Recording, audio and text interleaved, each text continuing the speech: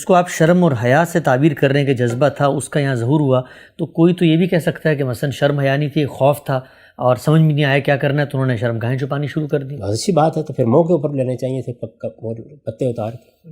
سلامتی ہے ان آنکھوں پہ جو ہدایت پہ نظریں جمائے بیٹھی ہیں، ان کانوں پہ جو ذکر خیر کے منتظر رہتے ہیں، اور ان قدموں پہ جو ہدایت کی راہ پہ گامزن ہیں۔ قائم صاحب، آخری گفتگو میں آپ کو یاد ہوگا کہ میں نے یہ سوال کیا تھا کہ کیا وجہ ہوئی کہ ابھی تو اللہ تعالیٰ نے ایک انسان کو تخلیق کی ہے، اس کے اندر فطرت کا شعور خالص صورت میں موجود ہے، لیکن پہلے ہی انسان سے وحی کا بھی آغاز ہو گیا، تو آپ نے اس کی کچھ تفصیل کی تھی، آپ نے کچھ بتایا تھا، تو میں چاہوں گا کہ اگر آپ اس اپنے نقطہ نظر کو ابتدائی طور پہ دہرا دیں، وہ ربط گفتگو کا ہمارا پیدا ہو جائے کہ فطرت کی موجودگی میں وحی کی ضرورت کیوں پیش آئی، اور پھر آدم علیہ السلام کے اندر بھی فطرت موجود تھی، آپ نے اس میں کئی پہلوؤں سے حوالہ دیا تھا، تو وہ کیا آپ کا نقطہ نظر ہے؟ پھر اس پر کچھ سوالات ہیں جو میں آپ سے کرتا ہوں۔ یہ میں نے یہ عرض کیا تھا کہ انسان کی فطرت جن چیزوں کا تقاضا کرتی ہے ان کا ظہور خارجی تحریکات کے نتیجے میں ہوتا ہے، اس میں وقت لگتا ہے۔ اگر آپ کسی شخص کو مسئول ٹھہرا رہے ہیں تو پھر یہ ضروری ہے کہ اس کی رہنمائی کر دی جائے۔ اللہ تعالیٰ نے چونکہ مذہب کے معاملے میں یہ چیز ہم پر نہیں چھوڑ دی کہ صدیوں میں ہم کچھ نتائج اخذ کریں اور اس کے بعد اپنے لیے ایک مذہبی لائے عمل بنا لیں، جس طرح ہم دوسرے علوم میں کرتے ہیں۔ آدم علیہ السلام بھی جواب دہ تھے، ان کی اولاد بھی جواب دہ تھی، ہر شخص اپنی اسی زندگی میں جواب دہ ہے اور اس کو پروردگار کے سامنے اپنا نامہ اعمال پیش کرنا ہے۔ تو یہاں یہ ضرورت فوری طور پر لاحق ہو جاتی ہے کہ جو کچھ بھی انسان کے اندر ودیت کیا گیا ہے وہ اطلاقات میں بھی متعین کر دیا جائے تاکہ وہ اس کے مطابق زندگی بسر کر سکے اور اس کو ٹرائل اور ایرر کے اس مرحلے سے نہ گزرنا پڑے جس سے اسلامی عام طور پر انسانی علوم گزرتے ہیں۔ تو یہ میں نے اس کا جواب دیا تھا اور یہ بتایا تھا کہ یہ ضرورت ہے، اور یہ ضرورت پہلے دن ہی پیش آ گئی۔ چنانچہ اس میں نے سیدنا آدم کا حوالہ دیا تھا کہ ان کی فطرت کے ظہور کے لیے ایک باغ کا انتخاب کیا گیا، اور جب وہ فطرت بالکل ظاہر ہو گئی اور معلوم ہو گیا کہ وہ کیسے دیکھیں گے چیزوں کو، اس کے بعد اللہ تعالیٰ نے فرمایا کہ اب میں تمہارا استفاء کر رہا ہوں، اور استفاء کے نتیجے میں اب تم پیغمبری کے منصب پر فائز ہو، اور پھر ساتھ ہی یہ بشارت بھی دی کہ میری یہ ہدایت آتی رہے گی، وقتاً فوقتاً آتی رہے گی، اور میرے پیغمبر رہنمائی کرتے رہیں گے۔ یہ الفاظ خود بتا رہے ہیں، میری ہدایت آتی رہے گی، یعنی جب جب ضرورت ہوگی تم اپنی فطرت کی رہنمائی میں کام کرو گے، اس وقت جو ہدایت دے دی گئی ہے اس کی روشنی میں زندگی کی ابتدا کر دو گے، اختلافات پیدا ہوں گے، اطلاقات کے مسائل پیدا ہوں گے، اس میں میری ہدایت آئے گی اور میری ہدایت کی پیروی ہونی چاہیے۔ ٹھیک۔ اچھا ہم صاحب، اس میں جب یہاں بحث پہنچی تھی کہ آدم علیہ السلام سے تو چونکہ اللہ تعالیٰ کا براہ راست مکالمہ ہے، اللہ تعالیٰ ان سے براہ راست گفتگو کر رہے ہیں، تو میں نے یہ اعتراض آپ کے سامنے رکھا تھا جو بالعموم کیا جاتا ہے کہ آدم علیہ السلام کے اندر تو فطرت کے شعور کی کوئی چیز نظر نہیں آتی ہمیں، اور ہم یہ دیکھتے ہیں کہ اللہ تعالیٰ نے جو ان کو حکم دیا اس کی خلاف ورزی ہوئی، اللہ کی طرف انہوں نے رجوع کر لیا۔ اس پر آپ نے کچھ چیزوں کو واضح کیا تھا، بتایا تھا کہ جو شرم کا جذبہ ہے یا حیا کا جذبہ ہے یا انہوں نے اپنی شرمگاہوں کو ڈھانپا، یہ پھر کیسے ظہور پذیر ہوا۔ تو اس پر یہ سوال ہے کہ ہم یہ کیوں نہیں کہہ سکتے کہ یہ جو شعور جس کو آپ کہتے ہیں فطرت کا شعور اندر موجود تھا، وہ محض دو کیٹیگریز کو الگ الگ جاننے کی ایک استعداد یا ایک صلاحیت تھی کہ پہلے ایک فیکلٹی کا ظہور ہوا کہ بے حیائی کر دی، اور پھر ایک دوسری فیکلٹی کا ظہور ہوا، یعنی فطرت کا جو شعور ان کے اندر تھا اس میں کوئی معیار مقرر نہیں تھا، پہلے بے حیائی ہوئی اور پھر اس کے بعد انہوں نے چھپا لیا، یعنی ایک چیز اچھی تھی ایک چیز بری تھی، ایک کا ارتکاب یہاں کیا دوسری کا وہاں کیا، کوئی معیار نہیں تھا کہ غلطی ہوئی ہے تو اب بہتری کی طرف میں نے جانا ہے۔ شعور کہاں اس میں معیار کی بحث کہاں سے پیدا ہو گئی؟ یعنی جب ہم نے یہاں یہ بات کہی تھی کہ جس وقت انہوں نے ایک فعل کا ارتکاب کیا جس سے اللہ تعالیٰ نے انہیں روکا تھا، یہ بتایا کہ اس فعل کی نوعیت کیا تھی، اس کے لازمی نتیجے کے طور پر جیسے اب ہمارے اندر شرم کا داعیہ پیدا ہوتا ہے بالکل اسی طرح پیدا ہوا، اور شرم کا داعیہ پیدا ہونے کے بعد محض یہ نہیں ہے کہ داعیہ پیدا ہوا انہوں نے آسمان کی طرف منہ اٹھا کے دیکھا کہ اب کیا کریں، نہیں، اس کے بعد انہوں نے کچھ کیا۔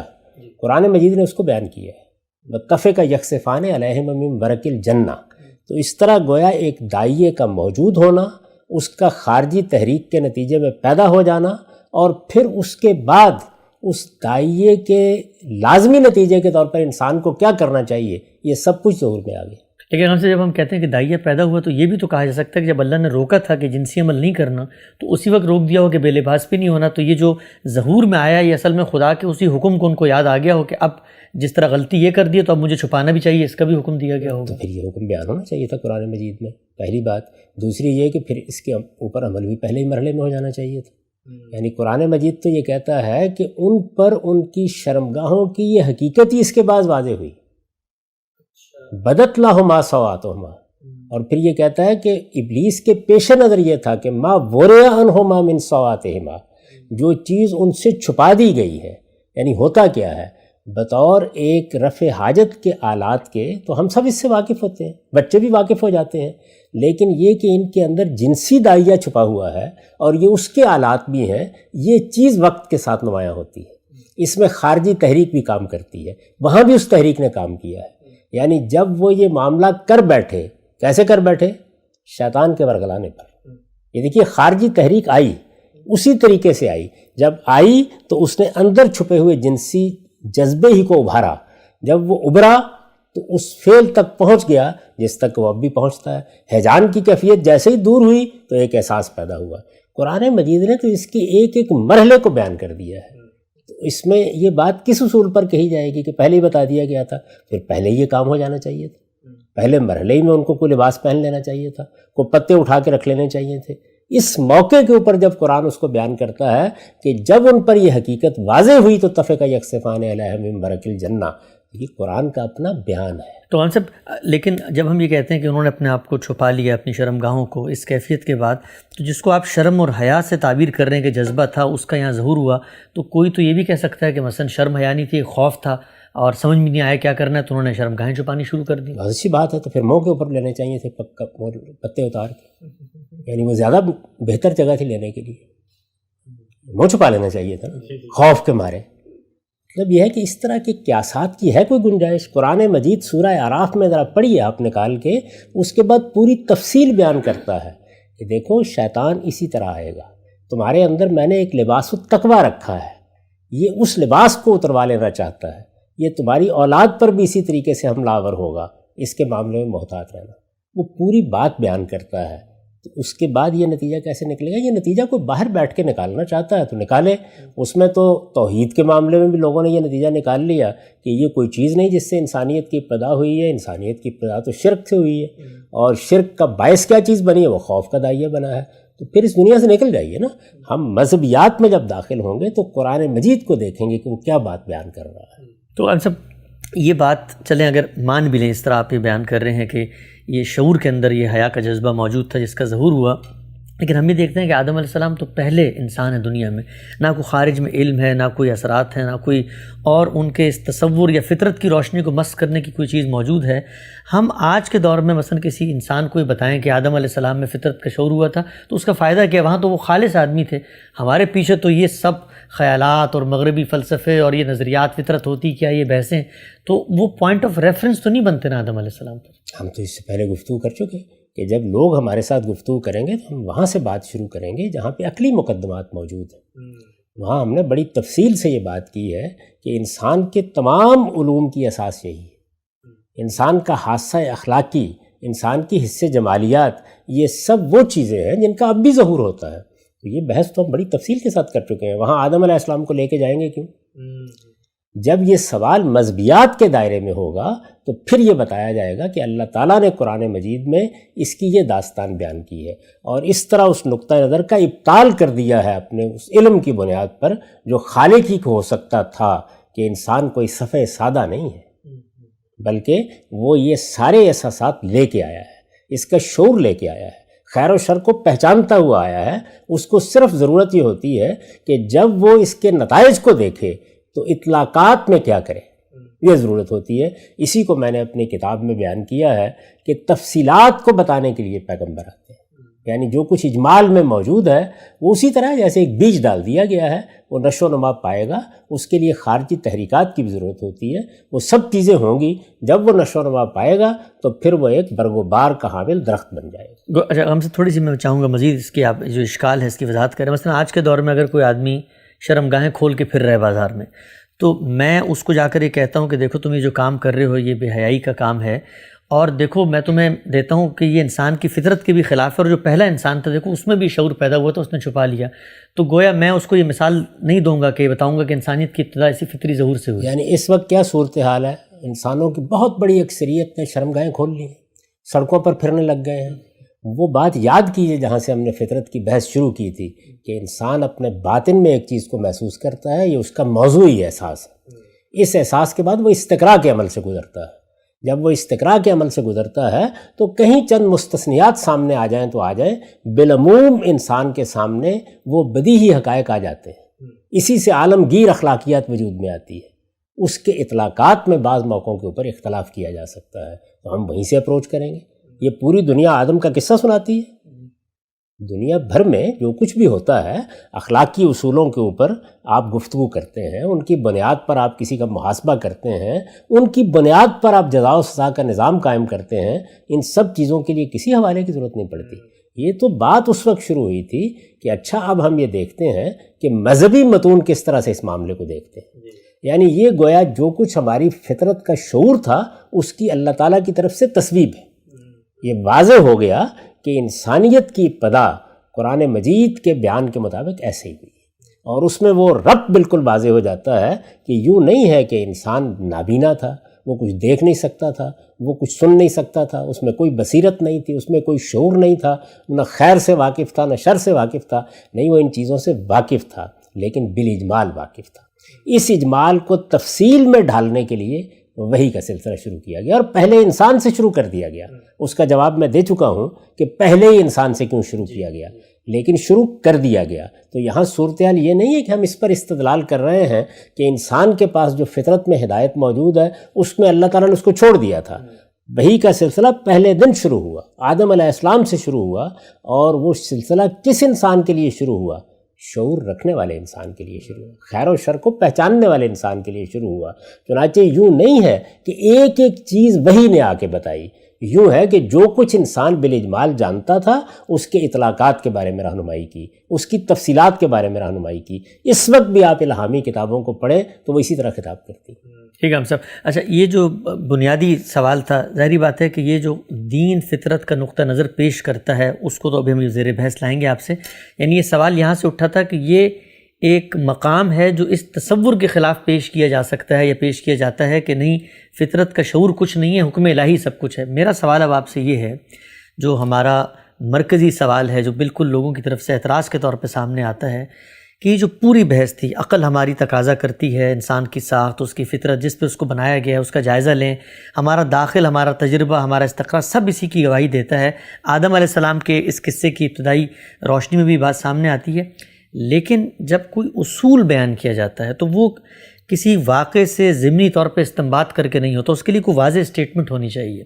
تو کیا قرآن مجید کے اندر فطرت کی اس چیز کو ریفرنس بنانے کے لیے کوئی 2 اور 2 4 کی طرح واضح اسٹیٹمنٹس بھی ہیں؟ قرآن کے کوئی ایسے متعین مقامات بھی ہیں؟ ایسا ہی ہے، یعنی وہ ساری چیزیں قرآن مجید میں موجود ہیں. میں نے پہلے بھی عرض کیا تھا کہ جب میں مذہب پر گفتگو کروں گا تو پھر میں بتاؤں گا آپ کو کہ اللہ کی کتاب اس معاملے کو کیسے پیش کرتی ہے. ابھی ہم یہ بحث کر رہے تھے کہ خود انسانی فطرت کا مطالعہ بھی یہی بات بتاتا ہے. یعنی انسان اپنی فطرت کو کیسے دیکھتا ہے، فطرت ایک معروضی علم میں کیسے بدلتی ہے، اس سے مختلف علوم کیسے پیدا ہوتے ہیں. اب جو لوگ یہ کہہ رہے ہیں کہ مذہبی احساس اس طرح پیدا نہیں ہوتا، وہ حقیقت میں ایک ایسی بات کہہ رہے ہیں کہ جو بالکل خود انسانی فطرت کے خلاف ہے. یعنی سماجیات کی بنیادیں موجود ہیں، عمرانیات کی بنیادیں موجود ہیں، حیاتیات کی بنیادیں موجود ہیں، سائنسی تحقیق کی بنیادیں موجود ہیں. اس کے سوالات بھی انسان پیدا کرتا ہے، علم میں بدلنے کی صلاحیت بھی رکھتا ہے، اپنی ماضی کی میراث سے فائدہ اٹھا کے اپنے علم کو مزید آگے بڑھانے کی حیثیت بھی رکھتا ہے، اس میں ارتقاء کا ایک سفر بھی طے کرتا ہے. اگر نہیں کرتا تو اخلاقی مقدمات کے بارے میں یہ نہیں کرتا. اس استثناء کو تو خود لوگوں پر واضح ہونا چاہیے. تو میں نے یہ بتایا تھا کہ پوری انسانیت کا اگر آپ مطالعہ کریں تو اخلاقی احساس بھی اپنے نتائج کے لحاظ سے ایک عالمگیر حقیقت بن چکا ہے، معروضی حقیقت بن چکا ہے. یعنی اقدار کوئی ایسی چیز نہیں ہے کہ جو کہیں پڑی ہوئی ہیں، یہ صرف ان کے اطلاقات ہوتے ہیں جن میں اختلافات کی مثالیں دے کے لوگ اس کی نفی کرتے ہیں. وہ چیز ہر علم میں پائی جاتی ہے. اور یہ عرض کر دیا تھا کہ یہی بات قرآن مجید کہتا ہے. یعنی اگر یہ قرآن مجید نہ کہتا تو پھر میں اس کو مذہبیات میں پیش نہ کرتا، یعنی پھر یہ عقلیاتی کی بحث رہتی۔ قرآن بھی یہی بات کہتا ہے۔ تو اس میں آپ ایک ایک چیز جو قرآن مجید میں بیان ہوئی اس کو دیکھیے۔ سب سے پہلے تو اگر آپ غور کر کے دیکھیں تو قرآن مجید نے یہ بتایا ہے کہ یہ دین ہے کیا، یعنی سب سے بڑا سوال یہی ہے۔ اب ذرا اندازہ کیجئے اس میں قرآن کا ارشاد کیا ہے۔ یہ سورہ روم ہے، سورہ روم کی آیت 30 سے میں پڑھ رہا ہوں۔ ارشاد فرمایا ہے، پیچھے یہ بیان ہوا ہے کہ جو حقائق تمہیں بتائے گئے ہیں وہ مبرہن ہو گئے ہیں، ان میں اب کوئی ابہام نہیں ہے، بات واضح ہو گئی۔ یہ کہنے کے بعد کہا ہے فَأَقِمْ وَجْهَكَ لِلدِّينِ حَنِيفًا فِطْرَةَ اللَّهِ الَّتِي فَطَرَ النَّاسَ عَلَيْهَا لَا تَبْدِيلَ لِخَلْقِ اللَّهِ ذَلِكَ الدِّينُ الْقَيِّمُ وَلَكِنَّ أَكْثَرَ النَّاسِ لَا يَعْلَمُونَ۔ سو ایک خدا کے ہو کر تم اپنا رخ اس کے دین کی طرف کیے رہو، تم اللہ کی بنائی ہوئی فطرت کی پیروی کرو۔ یہ دیکھیے وہی الفاظ استعمال کیے، یعنی یہ جو دین کی ہدایت تمہیں دی جا رہی ہے یہ کوئی خارج کی چیز نہیں ہے جو تم پر ٹھوس دی گئی ہے۔ تم اللہ کی بنائی ہوئی فطرت کی پیروی کرو، فطرت اللہ التی فطر الناس علیہا، اے پیغمبر جس پر اس نے لوگوں کو پیدا کیا، یعنی پوری بات کہہ دی ہے۔ یوں نہیں ہے کہ یہ فطرت کوئی ایسی شرع ہے جو آپ فرمائیں گے، یہ کوئی ایسی چیز ہے کہ جو پیغمبروں ہی کے ذریعے سے بتائی گئی ہے، ورنہ یہاں یہ جملہ ہونا چاہیے تھا کہ اس فطرت کی پیروی کرو جس کی تعلیم تمہیں اللہ کے پیغمبروں نے دی ہے۔ نہیں، یہ نہیں فرمایا، فرمایا فطرت اللہ التی فطر الناس علیہا، میں نے انسانوں کو اس پر پیدا کیا ہے، اس کی پیروی کرو۔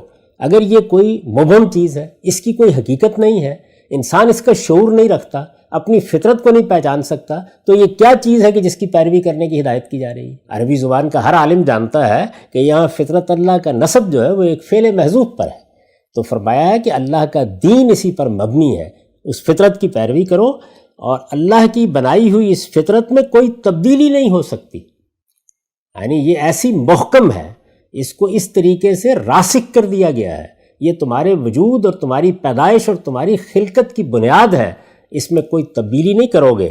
ذالک الدین القیم، یہی سیدھا دین ہے، یعنی دین ہی یہی ہے، اسی پر دین کی بنا قائم کی گئی ہے، اسی کو پیغمبروں نے آ کے تفصیلات میں بدلا ہے، لیکن اکثر لوگ جانتے نہیں۔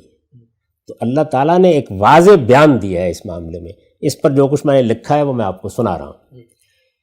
مطلب یہ ہے کہ یہ دین کوئی خارج کی چیز نہیں ہے جو اوپر سے تم پر لادی جا رہی ہے، یہ عین تمہاری فطرت کا ظہور ہے۔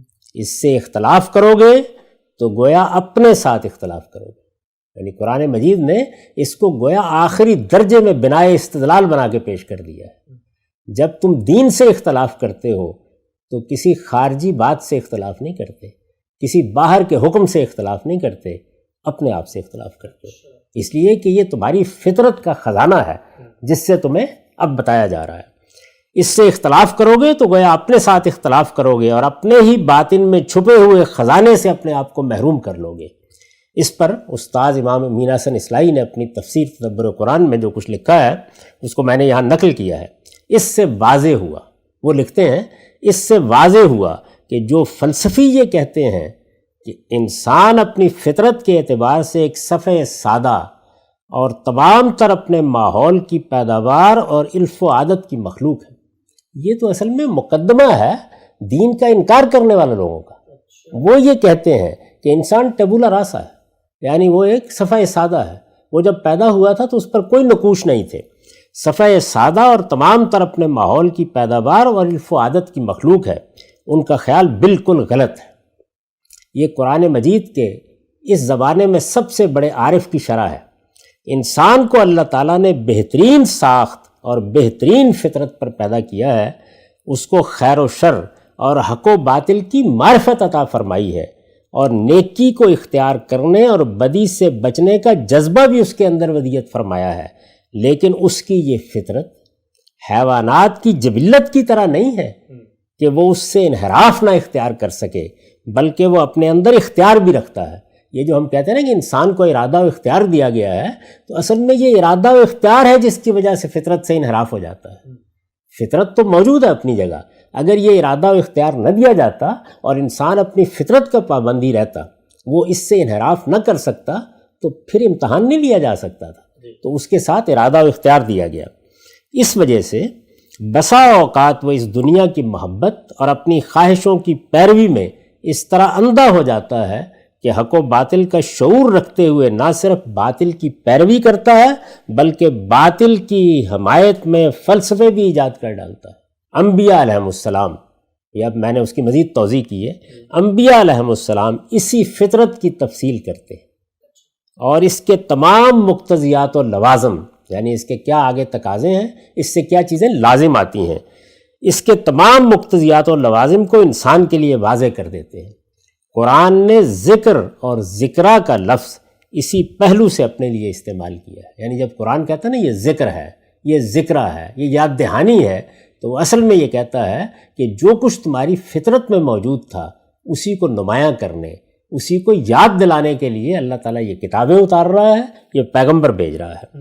مدعا یہ ہے کہ وہ در حقیقت، وہ یعنی قرآن در حقیقت انہی حقائق کی یاد دہانی کرتا ہے جو انسان کے اندر موجود ہیں لیکن وہ انہیں فراموش کر بیٹھتا ہے. تو یہ در حقیقت قرآن مجید کا اپنا بیان ہے. یعنی نہ فطرت کا لفظ میں نے داخل کر دیا ہے، نہ یہ بات کہ اصل دین یہی ہے، یہ میں نے اپنے طور پر کہہ دی ہے. قرآن مجید نے اس کو اس طرح بیان کر دیا ہے. پھر سن لیں وہ آیت، یہ حقائق مبرہن ہو گئے سو ایک خدا کے ہو کر تم اپنا رخ اس کے دین کی طرف کیے رہو، تم اللہ کی بنائی ہوئی فطرت کی پیروی کرو اے پیغمبر جس پر اس نے لوگوں کو پیدا کیا ہے. یعنی یہ جو الفاظ ہیں جس پر اس نے لوگوں کو پیدا کیا ہے، یہ بتا رہے ہیں کہ دین کی پوری ہدایت اللہ تعالیٰ نے دے کر انسان کو تخلیق کیا ہے. جس پر اللہ تعالیٰ نے انسان کو پیدا کیا ہے، اللہ کی بنائی ہوئی اس فطرت میں کوئی تبدیلی نہیں ہو سکتی. یہی سیدھا دین ہے لیکن اکثر لوگ جانتے نہیں ہیں. تو یہ قرآن مجید کا اپنا بیان ہے. اور قرآن مجید کے اس بیان کو آپ یہ خیال نہ کریں کہ یہ استاذ امام نے اس کو اس طریقے سے بیان کر دیا، میں نے اس کو اس طریقے سے بیان کر دیا. یہی بات ہمارے قدماء بھی کہتے ہیں. اچھا، یعنی دیکھیے، ایک تو وہ لوگ ہیں کہ جن کے اوپر یونانی منطق اور فلسفوں کا غلبہ ہوا، اس کے نتیجے میں علم کلام کے مباحث پیدا ہوئے اور پھر وہ ان بھول بھلیاں میں گم ہو کر رہ گئے جو اب ہم معتزلہ اور اشاعرہ اور ماتریدیہ کے ہاں دیکھتے ہیں. لیکن وہ لوگ جو اللہ کی کتاب ہی پر اپنے استدلال کی بنیاد رکھتے ہیں، وہ دیکھیے اس کو کس طریقے سے بیان کرتے ہیں. یہی آیات ہے. اس پر ابن کثیر کیا کہہ رہے ہیں؟ وہ کہہ رہے ہیں کہ فَإِنَّهُ تَعَالَى فَطَرَ خَلْقَهُ عَلَى مَعْرِفَتِهِ وَتَوْحِيدِهِ وَأَنَّهُ لَا إِلَٰهَ غَيْرُهُ. اس لیے کہ اللہ تعالیٰ نے مخلوقات کو بنایا ہے تو اپنی معرفت دے کے بنایا ہے، اپنی توحید سکھا کے بنایا ہے، اور یہ سکھا کے بنایا ہے کہ اس کے سوا کوئی معبود نہیں. کما تقدم عند قولہ تعالیٰ، اور اس میں مثال دی ہے، یعنی اپنی اس بات کی تائید میں مثال دی ہے ان آیات کی جن میں اللہ تعالیٰ نے توحید کے عہد کا ذکر کیا ہے. سورہ اعراف میں وہ آیات نقل کی ہیں، وَأَشْهَدُهُمْ عَلَىٰ أَنفُسِهِمْ أَلَسْتُ بِرَبِّكُمْ قَالُوا بَلَىٰ. پھر اس کے بعد مزید لکھتے ہیں وَفِي الْحَدِيثِ، اور حدیث میں ہے انی خلقت عبادی حنفاء، میں نے اپنے بندوں کو پیدا کیا تو وہ دین کے معاملے میں بالکل یکسو تھے. یعنی گویا وہ اصل فطرت لے کے آئے. فَاجْتَالَتْهُمُ الشَّيَاطِينُ عَنْ دِينِهِمْ، اس کے بعد یہ شیاطین ہے، فَاجْتَالَتْهُمُ الشَّيَاطِينُ عَنْ دِينِهِمْ، انہوں نے ان کو انحراف کی طرف آمادہ کیا اور وہ ایک دوسرے راستے کے اوپر لے گئے. اور پھر کہتے ہیں کہ اس مضمون کی تائید میں اور احادیث بھی نقل کروں گا. سنذکر فی الاحادیث ان اللہ تعالیٰ فطر خلقہ علی الاسلام، جس سے واضح ہو جائے گا کہ انسانیت کی پیدائشی اسلام پر ہوئی ہے. یعنی اسلام وہ اللہ کا دین جو فطرت کے اندر ودیت ہے. ثم تری علی بعضهم الادیان الفاسدہ کالیہودیہ والنصرانیہ والمجوسیہ، یہ اس کے بعد بہت سی اس طرح کی چیزیں جو ہیں وہ دوسرے فاسد ادیان کی صورت میں اس پر آ گئی ہیں. تو یہ اصل میں وہ پورا بیان ہے کہ جس کو قرآن مجید نے بنیاد بنا کے دین کی دعوت لوگوں کے سامنے پیش کی.